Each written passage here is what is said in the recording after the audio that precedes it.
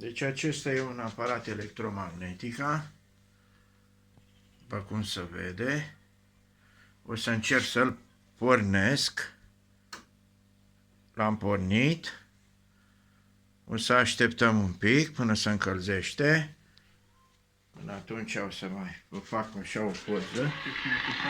Se pare că s-a aude.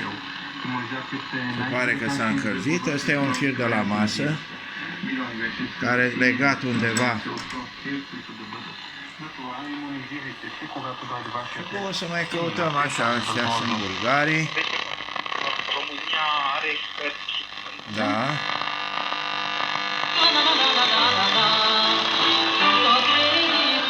Deci asta e antena satelor.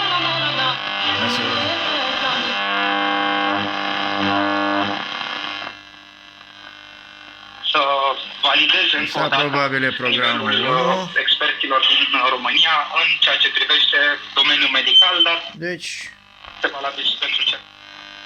este un aparat care funcționează.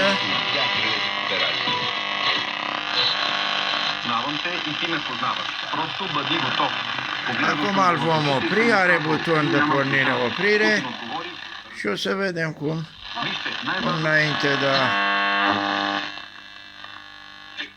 creșterea numărului de dispozitive care permit livrarea.